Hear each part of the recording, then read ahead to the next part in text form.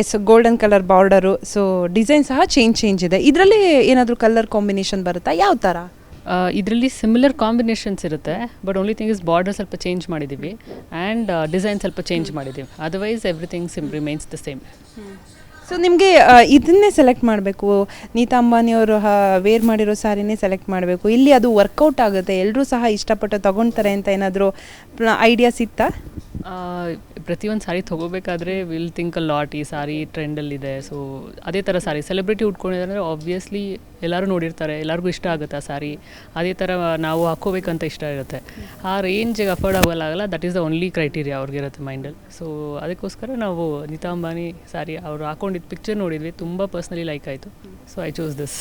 ಈಗ ಎಷ್ಟು ಸೇಲ್ ಆಗಿದೆ? ಈಗ ಎಷ್ಟು ದಿನ ಆಯಿತು ಇಲ್ಲಿ ಬಂದು ಈ ಸಾರಿ ಸೇಲ್ ಮಾಡೋಕ್ಕೆ ಸ್ಟಾರ್ಟ್ ಮಾಡಿ?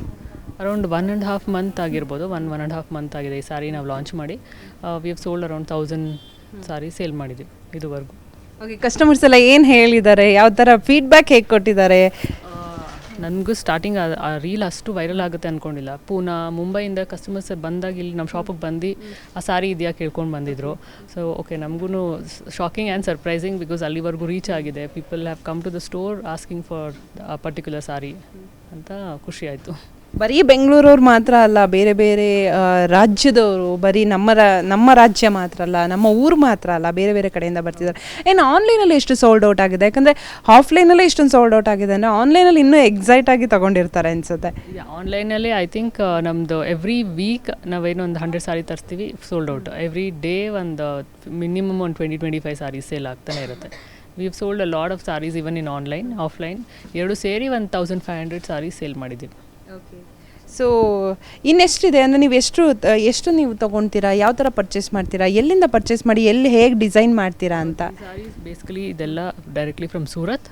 ಸೊ ಪೀಪಲ್ ನೋ ಡೆಫಿನೆಟ್ಲಿ ಸೂರತ್ತಲ್ಲೇ ಇಟ್ಸ್ ಟೆಕ್ಸ್ಟೈಲ್ ಇಂಡಸ್ಟ್ರಿ ಇರೋದು. ಸೊ ಸೂರತ್ತಿಂದನೇ ತೊಗೋತೀವಿ ಡೈರೆಕ್ಟಾಗಿ.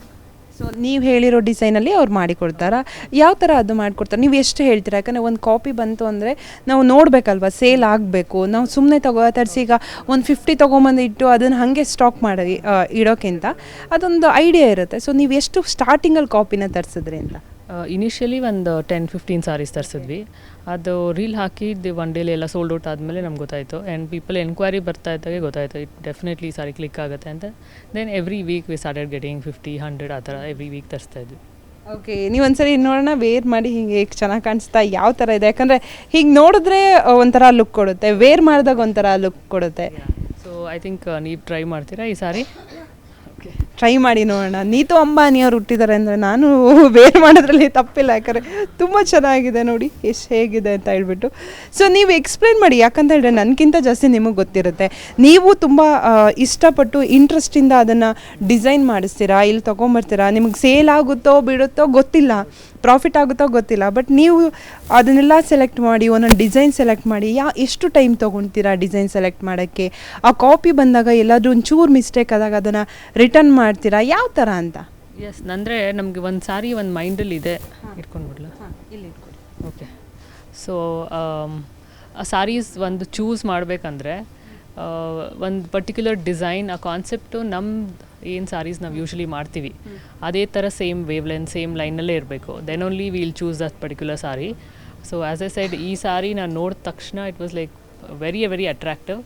And I knew, I mean ಇದು ನಾವೇನು ಮಾಡ್ತೀವಿ ಬನಾರಸಿ ಸಾರೀಸು ಅದೇ ಲೈನಲ್ಲೇ ಇತ್ತು. ಸೇಮ್ ಡಿಸೈನ್, ಆಗ ಜಾಲ್ ಕಾನ್ಸೆಪ್ಟ್ ಏನಿದೆ, tissues fabric, already tissue saris ತುಂಬ ಮಾಡ್ತಾ ಇದ್ವಿ ನಾವು.